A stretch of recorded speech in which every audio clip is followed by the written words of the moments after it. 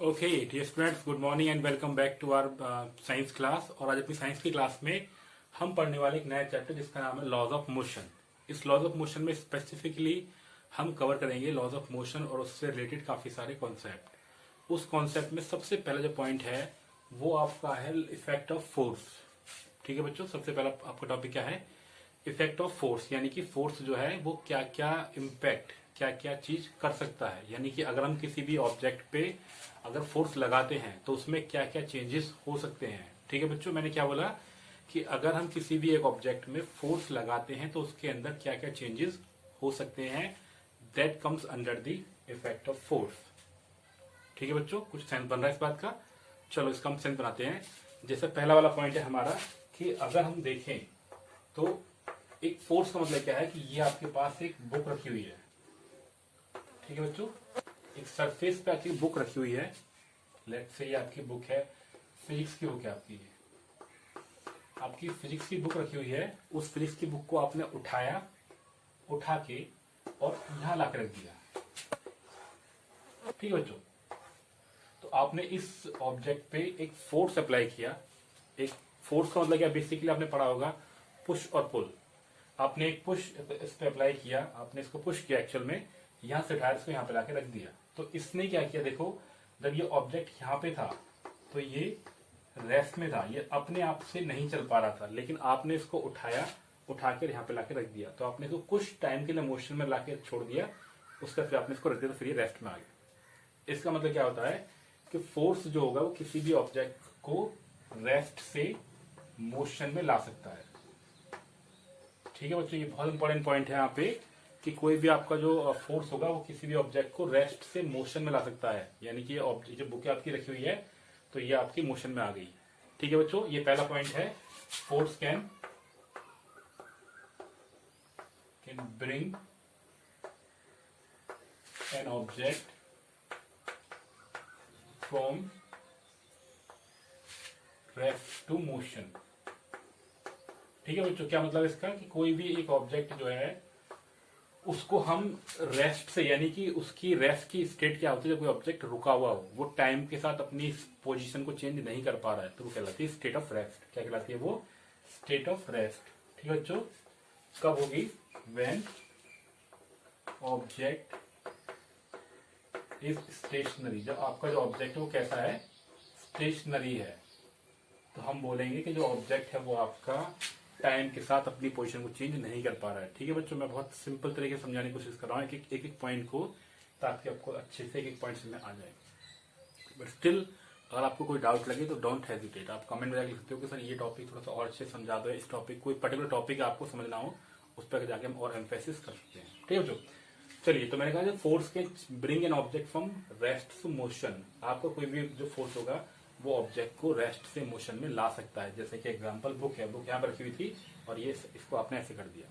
ठीक है, या आपकी साइकिल है, आपकी साइकिल, आपने साइकिल को पेडल किया और आपकी साइकिल जो थी वो रुकी हुई थी और वो तुरंत ही मोशन में आ गई। ठीक है बच्चों, तो इसका उल्टा क्या हो जाएगा, अगर कोई ऑब्जेक्ट चल रहा हो तो उसको रोक भी सकते हैं। ठीक है बच्चों, तो force can stop an object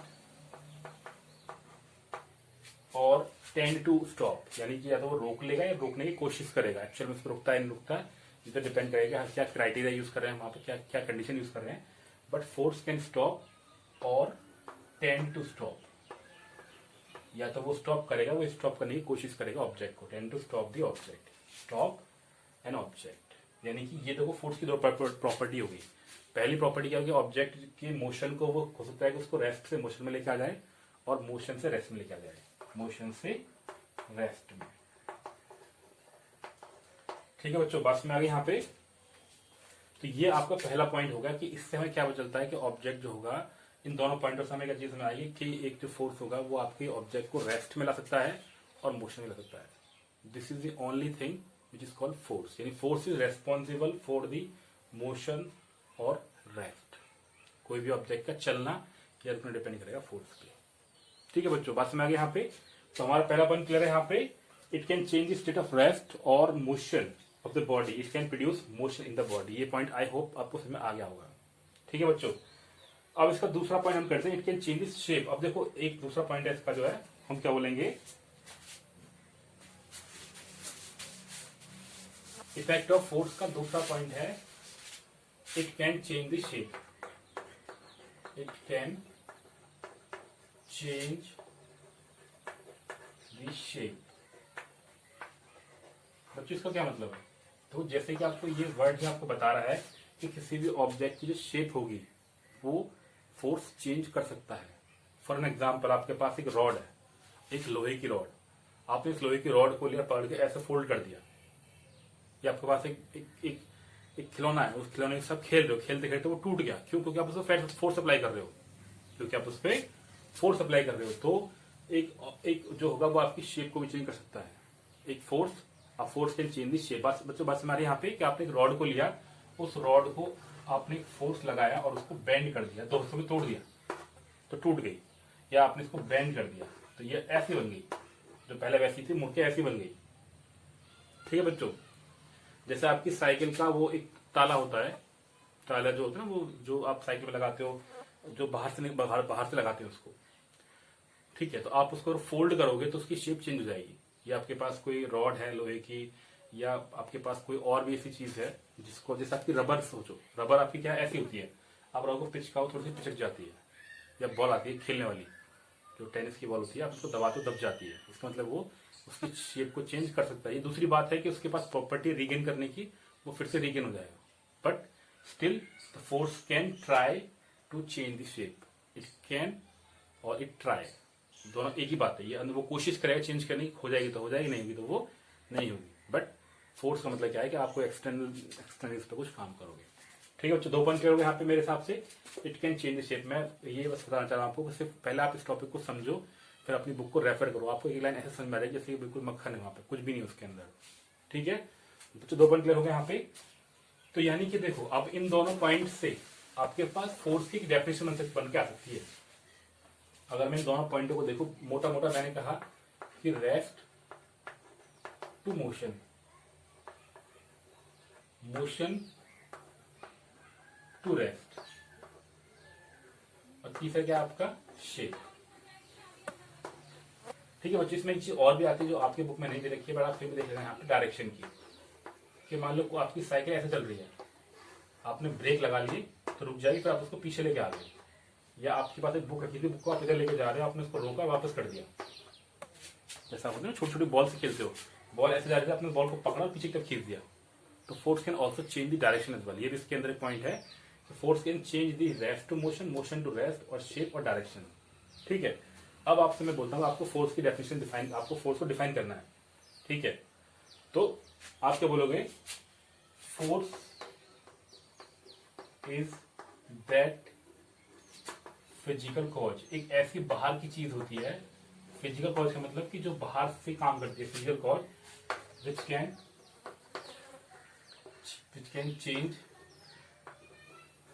the state, which can change और ट्राई टू चेंज। ठीक है बच्चों, विच कैन चेंज और try to change the state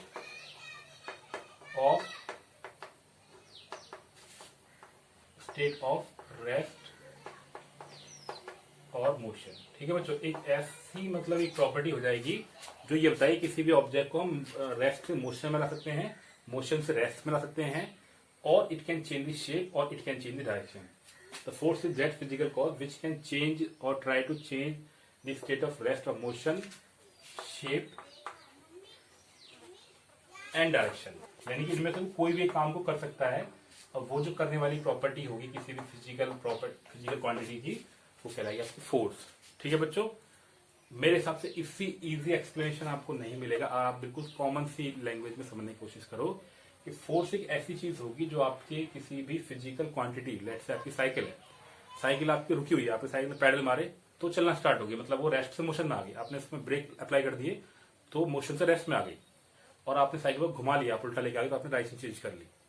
और आपने आपके पास जैसे आपने साइकिल को उस पर खड़ा कर दिया स्टैंड पे, तो स्टैंड की जो स्प्रिंग है, स्प्रिंग खिंच गई, खिंचने की वजह से क्या हुआ, उसका शेप चेंज हो गया। स्प्रिंग की छोटी सी थी, वो खुच के इतनी लंबी हो गई। इससे मेरे हिसाब से सारे पॉइंट क्लियर हो गए यहाँ पे। अब बच्चों इसका नेक्स्ट पॉइंट हम पढ़ते हैं कॉन्टैक्ट फोर्स और नॉन कॉन्टैक्ट फोर्स। एक्चुअल में टॉपिक है आपका टाइप्स ऑफ फोर्स। ठीक है बच्चों, चलो स्टार्ट करते हैं टाइप्स ऑफ फोर्स के बारे में। अगर कोई भी दिक्कत बच्चों कहीं पे भी लग रही है प्लीज डोंट हेजिटेट, आप जाके अपना आराम से कमेंट में लिख सकते हो सर ये चीज मुझे समझ नहीं है। अब हमने पढ़ लिया काइंड्स ऑफ फोर्स। देखो नेचर के अंदर ना दो तरह के फोर्स हमें महसूस होते हैं। अगर हम अब भी ध्यान से देखें अपने आसपास की सराउंडिंग्स को तो हमें दो चीज दिखाई दे रही हैं। एक तो वो फोर्सेस जिनको हम एक्चुअली कांटेक्ट में लेके आते हैं, जैसे मैंने साइकिल में ब्रेक अप्लाई किए तो मैंने साइकिल में ब्रेक अपने हाथों से अप्लाई किए तो वो रुक गए। और दूसरा होगा आपका एक उसको हम बोलते हैं कांटेक्ट फोर्स, जहां पे सरफेस के बीच में और जो ऑब्जेक्ट एक्ट कर रहा है उनके बीच में एक्चुअल कांटेक्ट होगा। जैसे मैंने कहा ये बुक थी, इस बुक को मैंने उठाया तो मतलब मैंने हाथ लगाया, मैंने हाथ लगा के यहाँ लाके रख दिया तो there was an actual contact, तो this is called contact force. इसके अदर हैंड छोटा सा एग्जाम्पल करते हैं यहाँ पे नॉन कांटेक्ट फोर्स का। ठीक है बच्चों, तो सबसे पहले हमने कांटेक्ट फोर्स की बात की थी, जैसे कि आपका सबसे अच्छा एग्जांपल होता है आपका फ्रिक्शनल फोर्स का। जैसे एग्जांपल है आपका फ्रिक्शनल फोर्स। अब देखो सबसे पहले आपके दिमाग में ये क्वेश्चन आया होगा क्योंकि बहुत सारे बच्चे बहुत स्मार्ट होते हैं, उन्हें ये भी पता नहीं होगा फ्रिक्शनल फोर्स क्या होता है। आई एम श्योर बहुत सारे बच्चे ऐसे होंगे जिनको ये पता नहीं कि ये फ्रिक्शन क्या बवाल है, ये कहां से आ गया। तो फ्रिक्शनल फोर्स का मतलब वो फोर्स जो किसी भी ऑब्जेक्ट की मोशन को रोकने की कोशिश करेगा, या तो रोक देगा या रोकने की कोशिश करेगा। इसका अच्छा एग्जांपल क्या है, जैसे आपके पास कोई बुक है, आप उस बुक के ऊपर चौक को चला दो, बुक के ऊपर चौक थोड़ी देर चलेगी फिर रुक जाएगी, पहला एग्जांपल। दूसरा एग्जांपल आपने साइकिल में पेडल मारे, साइकिल पेडल मारने के बाद कुछ समय बाद जाकर रुक जाती है, दूसरा एग्जांपल। ये दोनों में क्या चीज दिख रही है वहां पे कि एक फोर्स है जो आपकी मोशन को रोकने की कोशिश कर रहा है। That force is called the frictional force. I hope बच्चों दैट मेक सेंस। चलिए, तो ये मैंने आपको एग्जांपल दिया कॉन्टैक्ट फोर्स का। इसमें और काफी सारे एग्जांपल भी, जैसे आपका स्प्रिंग होता है, आपकी स्प्रिंग को भी जब हम खींचते हैं है ना, तो वहां पे भी क्या होता है कि रिस्टोरिंग फोर्स काम करता है। कौन सा फोर्स काम कर रहा होता है वहां पे, एक रिस्टोरिंग फोर्स जो उसको पीछे लाने की कोशिश कर रहा होता है। ठीक है बच्चों, तो फ्रिक्शनल फोर्स हो गया, स्प्रिंग का फोर्स हो गया, और आपके क्या एक नॉर्मल रिएक्शन होती है। देखो ये वर्ड आपको भी ये भी सुनने में लग रहा होगा, नॉर्मल रिएक्शन।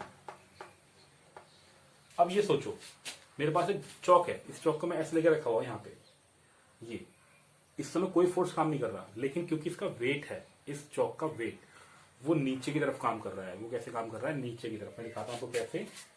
ये आपका एक ब्लॉक है, मान लो आपकी बुक है, इस बुक का वेट है नीचे की तरफ W, और इस बुक के जस्ट अपोजिट उतना ही फोर्स काम कर रहा होता है ऊपर की तरफ, उसको बोलते हैं इसकी रिएक्शन, जो इसकी हमेशा परपेंडिकुलर होगी, तो इसको बोलते हैं नॉर्मल रिएक्शन। क्या बोलते हैं इसको, नॉर्मल रिएक्शन। बच्चों एक बार फिर सुन लो, थोड़ा अजीब सा लग रहा होगा सुनने में, कि अगर एक ऑब्जेक्ट कहीं पे भी रखा हुआ है तो उसके ऊपर हमेशा एक फोर्स काम कर रहा होगा, जिसको बोलते हैं उसकी रिएक्शन। क्या बोलते हैं उसकी रिएक्शन। बच्चों बात समझ आ गई यहाँ पे। चलिए, तो ये हो गया इसकी नॉर्मल रिएक्शन, ये होगा आपका स्प्रिंग हो गया, ये फ्रिक्शनल फोर्स हो गया। और ऐसे बहुत सारे हमारे पास n नंबर ऑफ एग्जांपल्स हो सकते हैं जिसमें एक्चुअल कांटेक्ट होगा। कांटेक्ट फोर्स का मतलब क्या है, when there is a force between a surface and the object, object और सरफेस के बीच में कोई ना कोई फोर्स काम कर रहा है, मतलब जहां पे एक्चुअल कांटेक्ट होगा।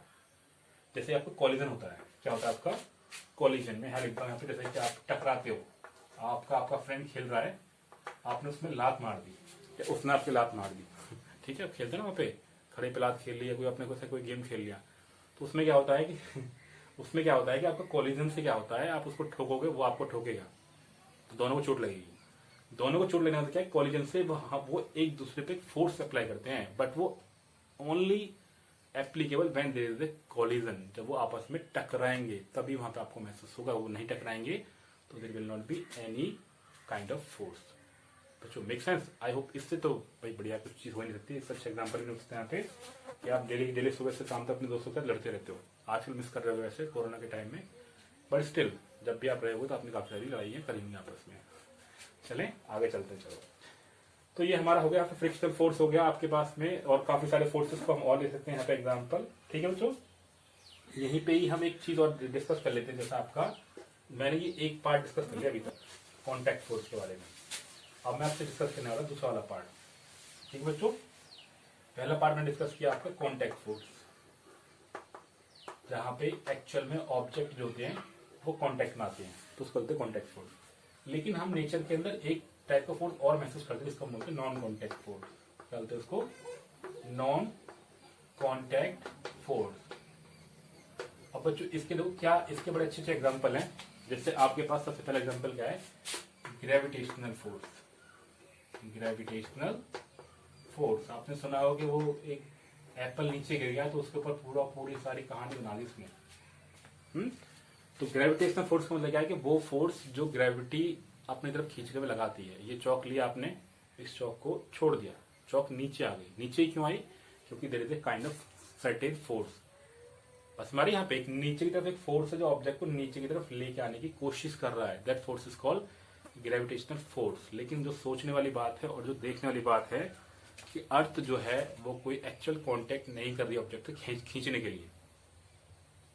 सोचो, is it make sense? Does it make sense कि भाई आपने उसको नीचे की तरफ खींचा भी नहीं पर ऑब्जेक्ट अपना नीचे की तरफ आ गया? Because there is a pull but without actual contact. समझ आ गई? दूसरा एग्जाम्पल देखो यहाँ पे, इलेक्ट्रोस्टैटिक फोर्स। दूसरा क्या आपका?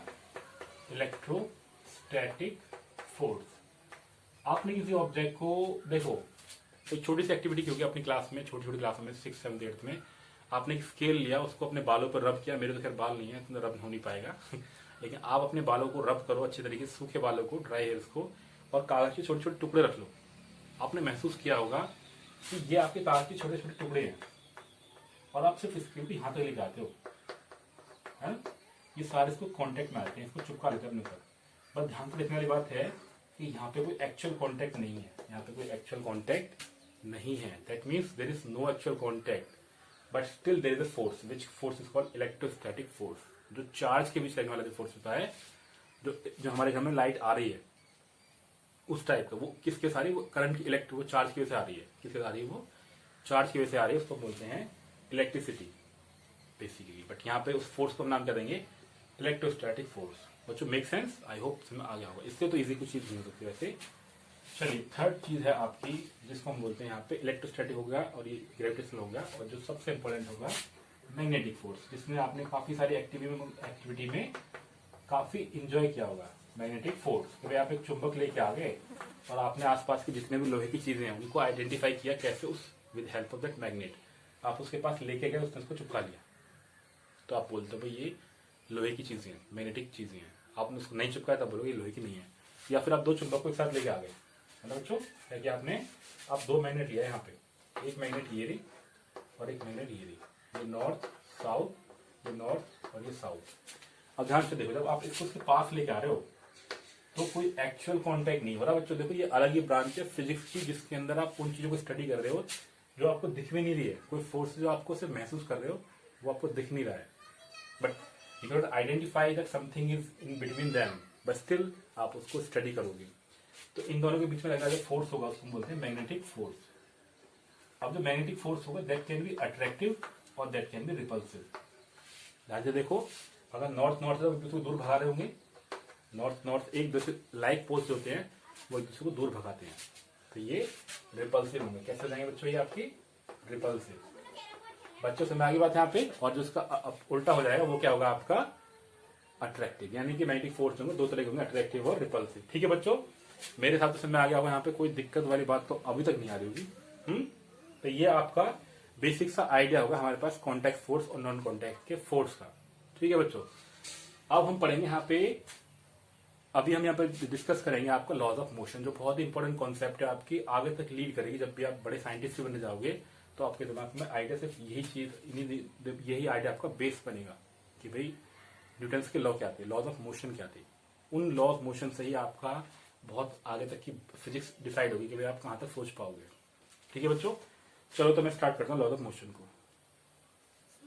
ठीक है बच्चों, एक मिनट जरा लॉज ऑफ मोशन को स्टार्ट करने से पहले आप इसमें एक दो पॉइंट और समझ लो, इसी के पॉइंट या कुछ स्पेशल पॉइंट हम यहाँ पे हम ऐसे नाम दे सकते हैं, कुछ स्पेशल चीजें डिस्कस कर लेते हैं यहाँ पे इस टॉपिक की जो हमने अभी तक पढ़ा।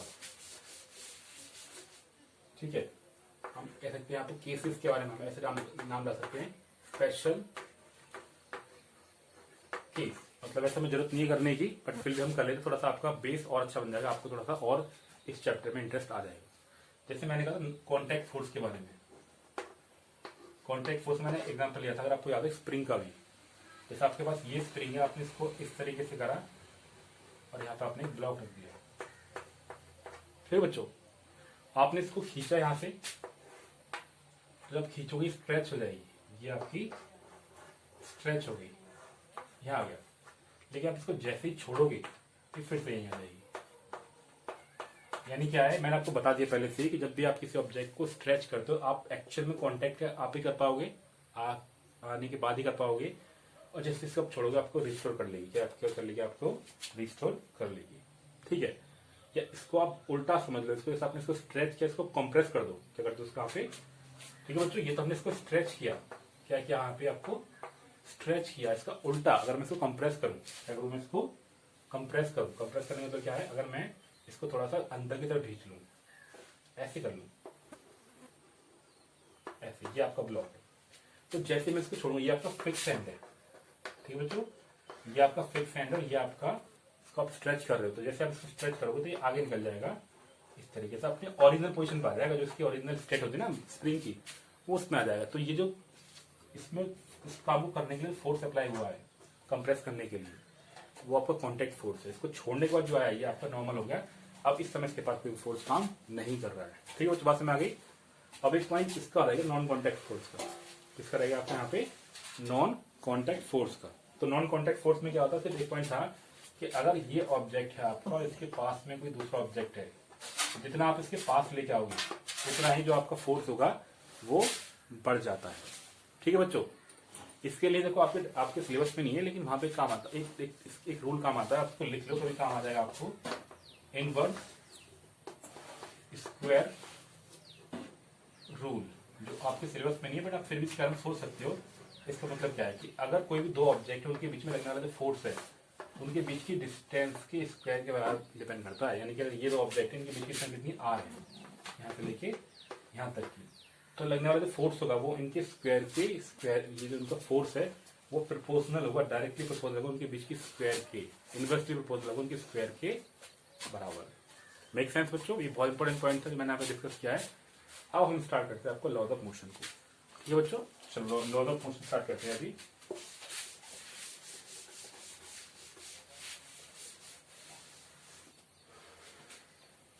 ठीक है बच्चों, चलो लॉज ऑफ मोशन स्टार्ट कर रहे हैं अभी यहाँ पे। ओके बच्चों, तो अब हम बात कर रहे हैं यहाँ पे न्यूटन्स लॉ ऑफ मोशन की। इसमें आपका सबसे पहले आएगा फर्स्ट लॉ ऑफ मोशन। क्या था इसमें आपका, फर्स्ट लॉ ऑफ मोशन। अब बच्चों ध्यान रखना, इसके अंदर ये बहुत ही इंपॉर्टेंट कॉन्सेप्ट है, मैं आपको इसको स्टेप बाय स्टेप समझाऊंगा यहाँ पे। तो बहुत ध्यान से अपने मोबाइल को, अपने ईयरफोन को लगा के आराम से सुनना। अगर ईयरफोन नहीं लगा रखे तो थोड़ा सा वीडियो को पॉज करके और ऐसी जगह जाकर बैठे जहाँ पे आप आराम से शांति से सुन सको एक एक टर्म को, क्योंकि ये बहुत इंपॉर्टेंट टर्म है और आपका हो सकता है आपको इतनी इजीली समझ में ना आए, कोई कॉन्सेप्ट थोड़ी सी अलग है। ठीक है बच्चों, सबसे पहले मेरे आपके पास एक क्वेश्चन है। अगर मैं कहता हूँ कि भाई अगर कोई भी ऑब्जेक्ट मोशन में है, इस मोशन का मतलब क्या है, तो आप बोलोगे कि कोई ऑब्जेक्ट लगातार चल रहा है। वो कब तक, मतलब मैंने कहा आपने साइकिल ली, आपने साइकिल चलाई, आपने साइकिल में एक पैडल मारा, आपने पैडल मार के छोड़ दिया, थोड़ी बहुत दूर जाके वो रुक गया। वो क्यों रुक गया, क्योंकि वहां पे एक फ्रिक्शन है, क्योंकि वहां पे एयर है, एयर है और आपके टायरों के बीच में फ्रिक्शन है, वो उसको रोक रहा है। ठीक है, इस आइडिया को थोड़ा सा जो क्लासिकल फिजिक्स थी, यानी हमारे जो अभी मॉडर्न फिजिक्स हम पढ़ रहे हैं, फिजिक्स से पहले की जो क्लासिकल फिजिक्स थी उसमें ये था, या उसमें जो पहले साइंटिस्ट थे, वो जो साइंटिस्ट थे जो मतलब उसमें वो थे फिलोसफर, जो वैसे ही बस लेक्चर दिया करते थे कि ऐसा होता है वैसा। उन्होंने बोला कि किसी भी ऑब्जेक्ट को लगातार मोशन में रहने के लिए आपको लगातार फोर्स अप्लाई करना पड़ेगा, जो हम आज भी महसूस करते हैं कि भाई अगर मुझे साइकिल चलानी है तो साइकिल मेरी तब तक चलती है जब तो मैं पैडल मारता रहूंगा, जैसे मैंने पैडल मारने छोड़ दिया साइकिल रुक जाएगी। ठीक है बच्चों, लेकिन एक इंपॉर्टेंट कंसेप्ट थी गैलीलियो की, जो आपके न्यूटन से पहले भी साइंटिस्ट था, जिसने बहुत अच्छा कंट्रीब्यूशन दिया था इस लॉ को बनाने के लिए। मैं एक छोटी सी एक्टिविटी के बारे में दिखा रहा हूँ आपको, वो मतलब यहाँ पे डायरेक्ट समझाऊंगा उस एक्टिविटी को। वो एक्टिविटी आपको समझना बहुत ही ईजी है, उस अगर आपने वो समझ ली तो आपके दिमाग में ये फर्स्ट लॉ ऑफ मोशन जो है बिल्कुल अच्छे तरीके से स्टोर हो जाएगा। चलो स्टार्ट करते हैं। देखो उसने क्या किया, यहाँ पे इस यू शेप का, कुछ इस शेप का एक कंटेनर ले लिया, बात समझ रही है। उसने यहां से बॉल को छोड़ा, बॉल यहां तक गई, ठीक है बच्चों। बॉल एक हाइट तक पहुंचती है और एक हाइट के बाद लौट के वापस आ गई, तो कोई नया काम नहीं हुआ। उसने क्या किया, स्लोप को थोड़ा सा नीचे कर दिया, उस ढलान को थोड़ा सा नीचे कर दिया गैलीलियो ने, तो वो ऐसे हो गई। तो थोड़ी सी आगे और गई, थोड़ा सा आगे बढ़ी, फिर लौट के आ गई, ठीक है बच्चों, फिर लौट के आ गई। उसने क्या किया, थोड़ा सा स्लोप को और कम कर दिया, इस ढलान को थोड़ा सा और सीधा कर दिया उसने, कुछ इस तरीके से। वो यहाँ पे गई और लौट के वापस आ गई, ठीक है बच्चों। अब यहाँ पे देखो एक इंपॉर्टेंट पार्ट आ गया। उसने ये कहा कि अगर मैंने इस बॉल को यहाँ से रख के छोड़ दिया, ठीक है बच्चों, और मैंने इस ढलान को बिल्कुल सीधा कर दिया, फ्लैट कर दिया, तो अब ये जो बॉल है ये तब तक नहीं रुकेगी जब तक कि इस पर कोई फोर्स काम ना करे। बच्चों का फिर समझ लो कि अगर मैंने इस बॉल को यहां से छोड़ा, ये बॉल सीधे निकल जाएगी और ये तब तक चलती रहेगी कि जब तक इस पर कोई फोर्स काम ना करे। मतलब क्या है इसका, कि कोई ऑब्जेक्ट अगर वो चलता है तो वो चलता ही रहेगा जब तक कि कोई इसको जाके रोके ना। ये बहुत इंपॉर्टेंट कॉन्सेप्ट थी और उस समय लोगों ने उसका मजाक उड़ाया कि भाई पागल है, क्या बकवास कर रहा है ये।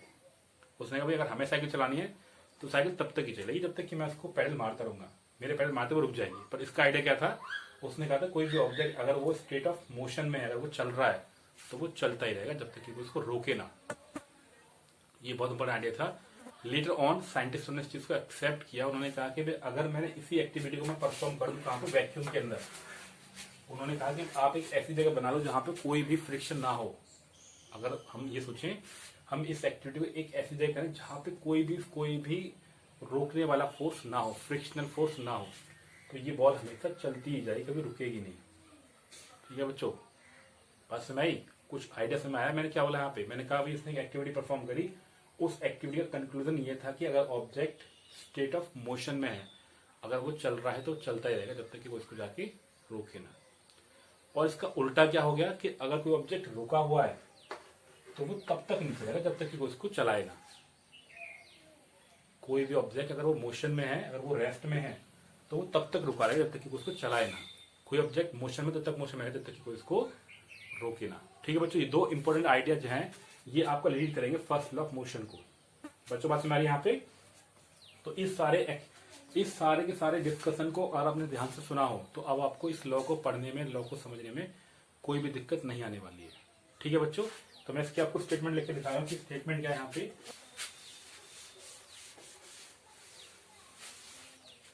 ठीक है, अगर हमने ये सारा का सारा ऑब्जेक्ट अगर हम इसको यहाँ पे लिखिए, जो मैंने अभी आपको पूरी थ्योरी समझाई, एक्टिविटी समझाई, इसमें दो चीज समझाई कि अगर object is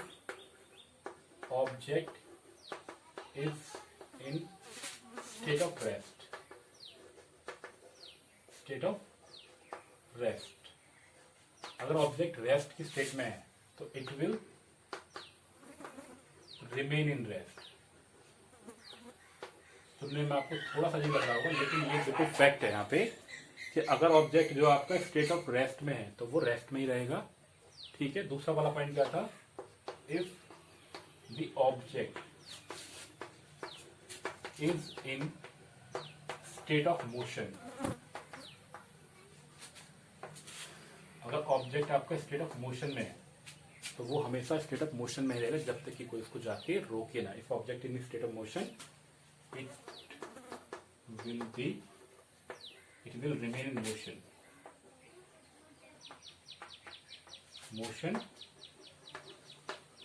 until we stop it और V के पे लिखते हैं यहाँ पे कोई भी एक्सटर्नल फोर्स, यानी हमारे अलावा कोई भी होगा जो भी इसको जाके रोकना चाहे वो उसको रोक सकता है, एक्सटर्नल फोर्स। अब उस एक्सटर्नल फोर्स में आपका फ्रिक्शन भी आ सकता है, जो आपकी एयर है। अगर एयर का फ्रिक्शन ज्यादा होगा तो वो भी इसको रोक लेगी, लेकिन अगर एयर फ्रिक्शन कुछ भी ना हो तो object will continue in the state of motion.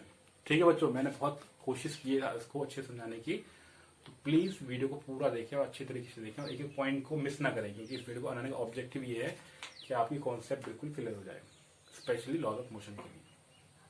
ठीक है बच्चों, तो अब अगर मैं आप इसका अपनी बुक में स्टेटमेंट पढ़ के देखो, अगर आप अपनी स्टेटमेंट पढ़ के देखो तो आपको ये बहुत अच्छे से समझ आ जाएगा। ठीक है बच्चों, तो देखो इसकी स्टेटमेंट क्या है, ये कह रहा है कि अगर कोई भी ऑब्जेक्ट स्टेट ऑफ मोशन में है, स्टेट ऑफ रेस्ट में है, तो वो हमेशा उसमें बना ही रहेगा जब तक कि कोई उसको जाके स्टेट ऑफ रेस्ट से मोशन में ना लाए या स्टेट ऑफ मोशन से रेस्ट में ना ले जाए। ठीक है बच्चों। So according to Newton's first law of motion, the object in the state of rest, it will remain in the rest or it will be in the motion until unless there is an external agency or external force try to stop or try to move it. पढ़ के देखना बच्चों, बिल्कुल यही statement है आपका, बिल्कुल बहुत अच्छे से आपको समझ आ जाएगा। चलो मैं इसको भी लिख देता हूँ यहाँ पे कि क्या कह रहा है यहाँ पे कि if an object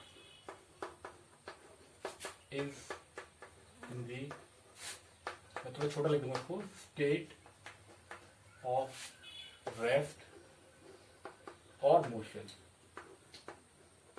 अगर कोई भी ऑब्जेक्ट आपका स्टेट ऑफ रेस्ट और मोशन में है, so it will remain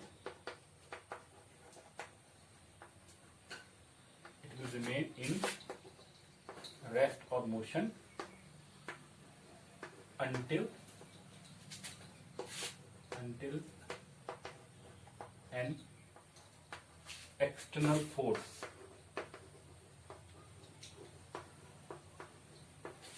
act on it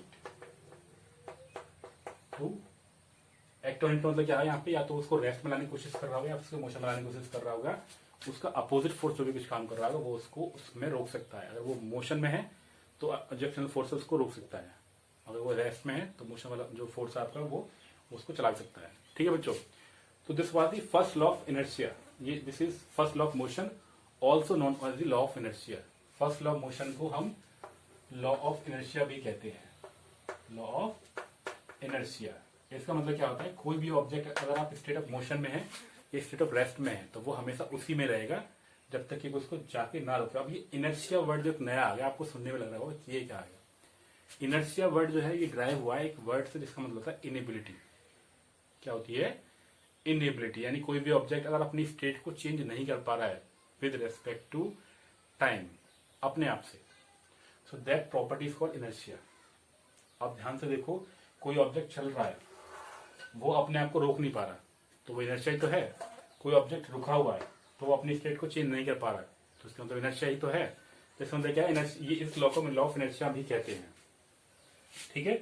तो अगर हम इसकी बात करें, इस फर्स्ट लॉ से हमें दो चीज समझ आई, एक तो फोर्स के बारे में कि भाई किसी ऑब्जेक्ट को चलाने के लिए रोकने के लिए। ठीक है बच्चों। क्वांटिटेटिवली हम इसको क्या बोल सकते हैं, यहाँ पे इस लॉ से हमें क्या चीज निकली यहाँ पे, कंक्लूजन कि force is required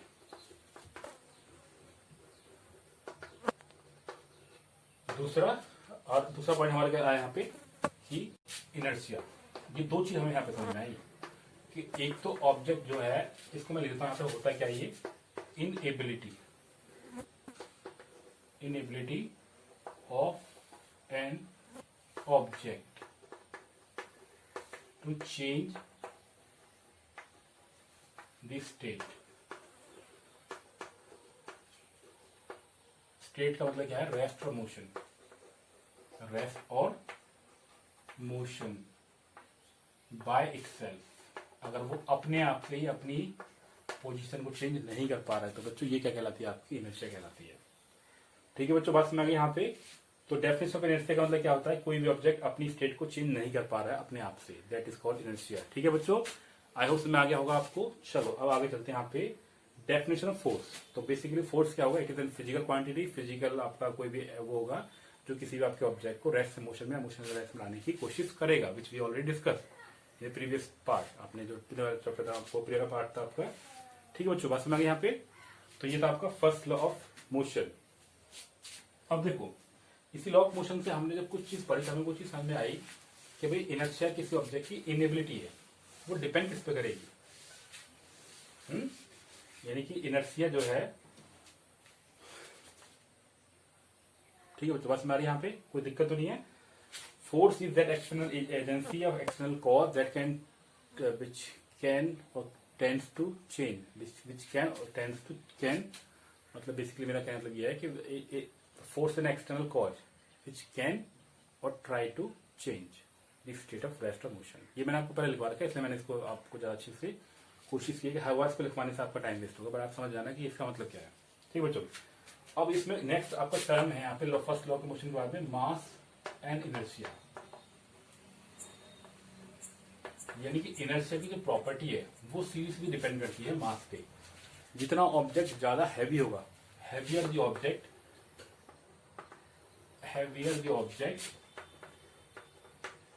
more will be the inertia, इसका सबसे अच्छा एग्जांपल क्या है कि जैसे आपका एक ट्रक है, आप उस ट्रक के अंदर ब्रेक लगाने जा रहे हो, नॉर्मल तरीके से आप उसके अंदर ब्रेक लगाओगे तो, या आप जैसे आपका ट्रक है, आप ट्रक जा रहा है, आपने उसको एक साथ न्यूट्रल कर दिया, और इसी तरीके से आपने गाड़ी को लेकर जा रहे हैं, गाड़ी का मास कम है और उसको आपने न्यूट्रल कर दिया, सेम स्पीड पे जाके कर दिया आपने न्यूट्रल, तो आपका जो ट्रक होगा वो थोड़ी सी दूर तक जाएगा, मतलब थोड़ी सी डिस्टेंस ज्यादा ट्रेवल करेगा, ठीक है।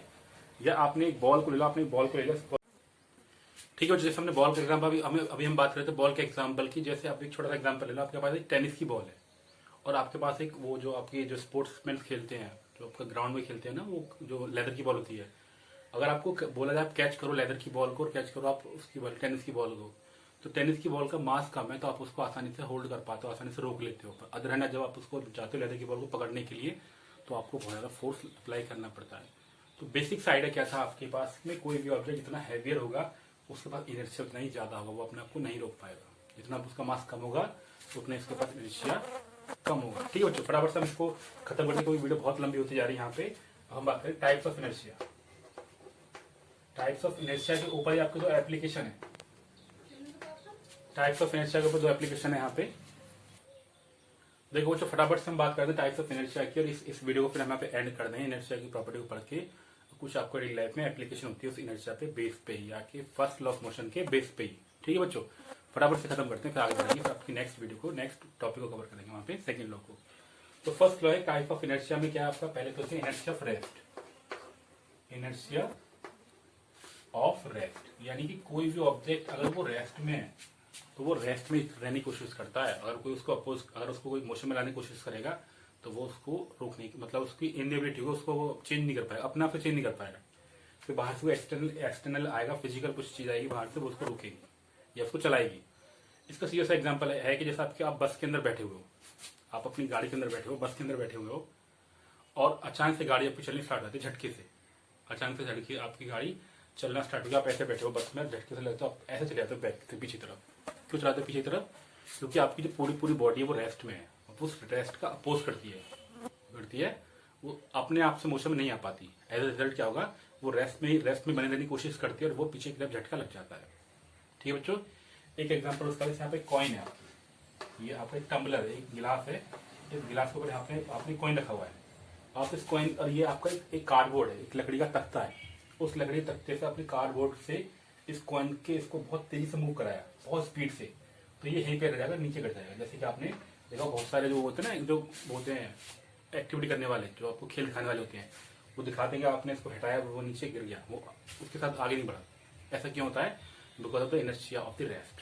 काफी सारे एग्जाम्पल दे रखे हैं यहाँ पे, जैसे मैंने एग्जाम्पल दिया, जैसे आपका वो पेड़ का होता है, शेकिंग द पेड़ विगोरसली, आपने पेड़ को बहुत तेजी से हिलाया और क्या हुआ, आपका पेड़ के सारे फूड होते हैं पके वाले होते हैं वो टूट जाते हैं, क्योंकि ऑलरेडी वो पहले पके हुए होते हैं, तो वो सिर्फ वहां पे लटके हुए होते हैं। जैसे आप उसको हिलाओगे तो वो अपने आप एक साथ मोशन में नहीं आ पाते, एज ए रिजल्ट वो टूट के नीचे गिर जाते हैं। ठीक है बच्चों, तो इनर्शिया ऑफ रेस्ट का मतलब क्या होता है, कोई भी ऑब्जेक्ट जो है वो अपने आप से unable to change the state of rest,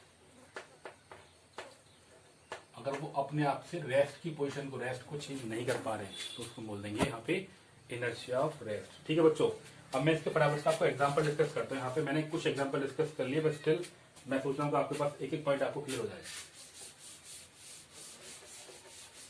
जैसे पहला यहाँ पे कि आपके पास में क्या है, मैंने hanging carpet is beaten.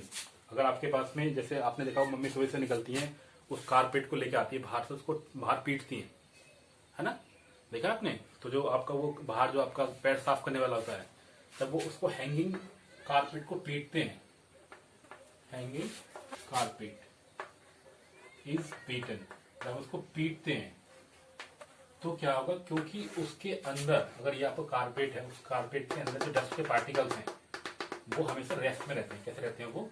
Rest में। जैसे आप इसको पीटना चालू करोगे तो मोशन की स्टेट आ गई जिसको वो जिसको वो अपने आप से चेंज नहीं कर पाते, एज ए रिजल्ट वो इससे अलग हो जाते हैं, वो अपने आप को रेस्ट में रखने की कोशिश करते हैं और वो अलग हो जाते हैं। बच्चों बात में आगे पढ़ के देखते हैं इस टॉपिक को, बड़ा इजी है। अगला है आपका ऑन शेकिंग द ट्री। मैंने आपको ये वाला एग्जाम्पल ले लिया यहाँ पे, on shaking the branch of tree. मैं इसमें आपको बहुत छोटी छोटी बात लिखा हूं यहाँ पे, ब्रांच ऑफ ट्री। जब भी आप ब्रांच ऑफ ट्री को हिलाते हो तो जो पके फ्रूट्स होते हैं, है ना, तो ripen fruits,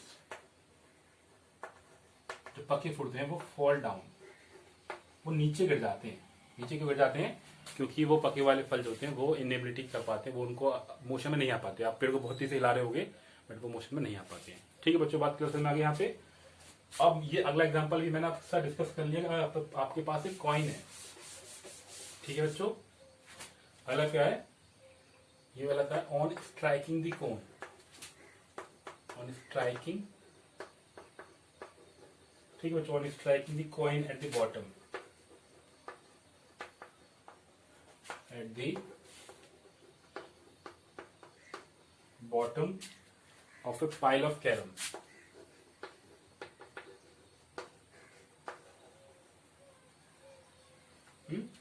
on striking the coin at the bottom of the pile of the carrom, यानी कि कैरम के उस पर जब उसको हम हिट करते हैं तो क्या आता है, वो वाला जो आपका कैरम वो तो रुक जाता है वहां पे, और वो दूसरा वाला जो होता है आपका वो मोशन में आ जाता है।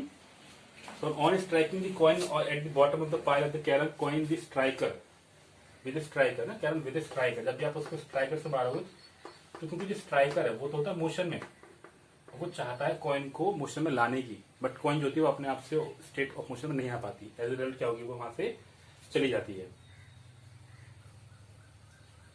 बस हमारे बच्चों देखो, जैसे ये आपका कैरम है, अब कैरम में बहुत सारी वो है, आपने इसको मारा, मान लीजिए ये इसके साथ ये वाली लगी हुई है, ये आपका स्ट्राइकर है, स्ट्राइकर से आपने इसको मारा तो ये तो चलेगी यहाँ पे इसमें चलेगी, लेकिन ये बाकी जो है बाकी सारी ऐसे की ऐसी रहती है। क्यों? क्योंकि बाकी सब जो इसकी मोशन से इम्पैक्ट नहीं हो पाती, क्योंकि वो इनर्शिया ऑफ रेस्ट में रहती है। सेम एग्जांपल जैसा कि आपका पेड़ होता है, पेड़ को आप हिलाते हो तो जो पके वाले फ्रूट है वही टूटते हैं, जो कच्चे वाले फ्रूट हैं उन पर कोई फर्क नहीं पड़ता, क्योंकि वो इनिबिलिटी, मतलब जो आपके जो पके वाले वो अपने साथ मोशन में नहीं आ पाते एक साथ भी। ऐसे ही वाला एग्जाम्पल होगा, ठीक है बच्चों। और इससे अच्छा एग्जाम्पल और था, वो आपका टम्बलर वाला एग्जाम्पल था ना, जो मैंने बोला था आपको, टम्बलर वाला एग्जाम्पल, क्या आपने गिलास लिया और गिलास में उनको रख लिया। ठीक है बच्चों, मेरे हाथ में आ गया होगा। अब हम पढ़ते हैं इनर्शिया ऑफ मोशन की। नेक्स्ट पॉइंट है हमारा इनर्शिया ऑफ मोशन। अब देखो इसका सबसे अच्छा एग्जांपल क्या है, जैसे आप बस में जा रहे हो, क्या है अच्छा एग्जांपल, क्या आप बस में जा रहे हो, अचानक से ब्रेक लगते हैं, बस में जा रहे हो, आपकी बॉडी मोशन में है बहुत, आप स्पीड जा रहे हो, अचानक से ब्रेक लगेंगे तो आपकी बॉडी आगे की तरफ चली जाती है, आपकी बॉडी आगे की तरफ चली जाती है ना। ऑन राइडिंग ऑन बस, यानी कि when travelling on bus, when travelling through bus, on sudden brake, अगर आपने एक साथ ब्रेक लगा दिया, sudden brake, your body fall forward, आपकी बॉडी जो आगे तरफ चली जाती है। ऐसा क्यों होता है बच्चों? सोचो ऐसा क्यों होगा? क्योंकि आपकी जो बॉडी होती है वो मोशन की इनर्शिया में होती है, जिसकी वजह से वो अपने आप को चेंज नहीं कर पाती, एज रिजल्ट वो आगे तरफ जाने की कोशिश करती है, बट क्योंकि ब्रेक लग चुके हैं एज रिजल्ट आपको धक्का लग जाता है और आगे तरफ बढ़ जाते हो। ठीक है बच्चों। अब ऐसे आपका साइकिलिस्ट है, आपका साइकिलिस्ट जो है उसने आपकी साइकिल चला के छोड़ रखी है, और अगर वो उसमें है ना इनर्शिया मोशन में लगे, आपने ब्रेक लगा, आपने साइकिल चला के छोड़ दी तो वो चलती रहती है कुछ लंबे समय तक। अगर देखो गैलीलियो वाला पॉइंट याद है ना, कि अगर इनर्शिया ना हो, अगर वो फ्रिक्शन ना हो तो वो कभी रुकेगी नहीं। आपकी साइकिल आपने एक बार चला दी तो आप स्कूल तक पहुंच जाओगे बिना एक पैडल मारते ही, प्रोवाइडेड कि कोई इनर्शिया, कोई फ्रिक्शन ना हो, प्रोवाइडेड कोई भी फ्रिक्शनल फोर्स काम ना कर रहा हो, तो आपकी बॉडी, आपकी साइकिल चलती रहेगी। I hope that make sense to you and that is very much clear. अगला पॉइंट है when running car stop. Same चीज है, जब आपकी गाड़ी चल रही है और आपने ब्रेक मार दी, आपने अचानक से न्यूट्रल कर दिया उसको, आपने उसके अंदर क्लच को दबा दिया तो आपकी बॉडी, आपकी जो आपकी गाड़ी है वो बहुत स्पीड से आगे जाती है, वो रुक नहीं पाती। आप ब्रेक अप्लाई भी करने वाले होते तो ब्रेक भी आपके एक साथ अप्लाई नहीं हो पाते। ठीक है बच्चों, क्यों? क्योंकि इसके अंदर क्या है, इनर्शिया ऑफ मोशन होता है। बच्चों बात में आगे यहाँ पे अब एक लास्ट पॉइंट है कि, या 2 पॉइंट अभी रहते हैं यहाँ पे, इन दोनों पॉइंट डिस्कस कर लेते हैं। An athlete often runs before taking a long jump. जब भी कोई आपका एथलीट होता है वो है, इसको आप लिख लेते हैं यहाँ पे, an athlete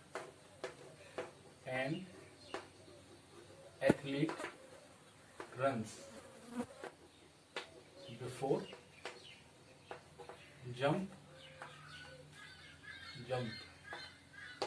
in the high jump। जब भी वो आपका लॉन्ग जंप कर रहा होगा, क्या कर रहा होगा वहां पे, आपका लॉन्ग जंप में भाग ले रहा होगा। आपने खुद भी किया होगा, बचपन में मैंने भी काफी सारे वो लॉन्ग जंप वाली एक्टिविटी करी हुई थी। तो हम पहले दौड़ने से पहले हम पहले वो जंप करने से पहले भाग लेते हैं। क्यों भागते हैं? क्योंकि हमारी बॉडी मोशन में रहती है और हम जंप करें, हमारी बॉडी क्या होगी, इस समय से आगे चली जाती है। अब बच्चों इस वीडियो का एक लास्ट पॉइंट रह गया यहाँ पे, बट लीस्ट है, इसका अभी काफी कुछ हम पढ़ने वाले हैं नेक्स्ट वीडियो में। उसमें कह रहा है कि आपने देखा होगा, जैसे आप एक बॉल को आप ऐसे फेंकते हो मोशन के अंदर, आप उसको ऐसे फेंकोगे और फिर आप उसको ट्रेन में पकड़ भी लेते हो। ऐसा क्यों कर लेते हो? क्योंकि जैसे आप इसको ऊपर करोगे, आपकी बॉडी और वो जो बॉल है वो उसी मोशन में है, सेम मोशन में है, ऊपर जाके उसको कोई रोकने वाला नहीं है, तो वो उसी मोशन से चलती रहती है। फिर आप उसको पकड़ के फिर वापस हाथ में ले लेते हो। क्यों? तो ऐसा नहीं कि आपकी स्पीड ज्यादा होगी, उसकी स्पीड कम हो गई है, क्योंकि जब इनर्शिया ऑफ मोशन से क्या होगा, वो अपनी स्पीड को चेंज नहीं कर पाएगी अपने आप से, वो उसी स्पीड से चलती रहती है, इसलिए आप उसको पकड़ लेते हो। आपने साउथ की काफी सारी मूवी देखी, वो जंप करते हैं और जंप करके फिर वो उसी ट्रेन पे आगे गिर जाते हैं। ऐसा नहीं कि वो जब ट्रेन बाहर निकल गया वो भाग के वो नीचे गिर गए, बिकॉज क्योंकि इनर्शिया ऑफ मोशन की वजह से। ठीक है बच्चों, तो ये लास्ट पॉइंट क्या था, बॉल थ्रोन वर्टिकली, अब बढ़ रहा है, बॉल को ऊपर की तरफ फेंकोगे तो वो moving the train back to the hand, वो आपके हाथों में ही आती है। क्यों आती है? क्योंकि आपकी बॉडी के अंदर इनर्शिया ऑफ मोशन की वजह से वो बॉल जो इनर्शिया ऑफ मोशन की वजह से जाएगी, वापस लौट के आपके हाथों में ही आ जाएगी। I hope that make sense to you. और मैंने कोशिश किया आपका जो पूरा जो पहला टॉपिक है आपका फर्स्ट लॉ ऑफ मोशन, वो पूरा कवर हो गया है। और मैंने इसे पढ़ा आपको, मैं एक बार इसको पूरा क्विकली रिवाइज करता हूँ। मैंने क्या इससे डिस्कस कर लिया हमने यहाँ पे, हमने बात की थी यहाँ पे फोर्स के बारे में। पहले हमने फोर्स पढ़ा, फिर हमने टाइप्स ऑफ फोर्स पढ़ा, टाइप्स ऑफ फोर्स। ठीक है बच्चों, और फिर काफी सारे पॉइंट थे इसमें, कॉन्टैक्ट, नॉन कॉन्टैक्ट और कॉन्टैक्ट। ठीक है बच्चों, फिर हमने पढ़ा यहाँ पे फर्स्ट लॉ ऑफ मोशन। और देखो फर्स्ट लॉ ऑफ मोशन अपने आप में बहुत बड़ा टॉपिक है जो हमने इस वीडियो में कवर किया है, तो बहुत ध्यान से पढ़ना बच्चों। और क्योंकि मैं चिल्लाता नहीं हूँ वीडियो में, तो आप अगर हो पॉसिबल हो तो अपना एक हेडफोन लगा के सुनना उस चीज को, आपको सारे पॉइंट्स बहुत अच्छे से सुनना आ जाएंगे। ठीक है बच्चों, अगर आपको वीडियो अच्छी लगी हो तो as usual please don't forget to like, share, subscribe channel और enjoy your day, because it's a corona काम टाइम। लोग अपने घर पे हैं, कुछ नहीं कर रहे हैं, तो अपने घर पे रहें पीसफुली, घर पे ना लड़ाई करें ना कुछ करें, सिर्फ अपनी स्टडी पे फोकस करें। Once again thank you so much and enjoy your day, bye for now.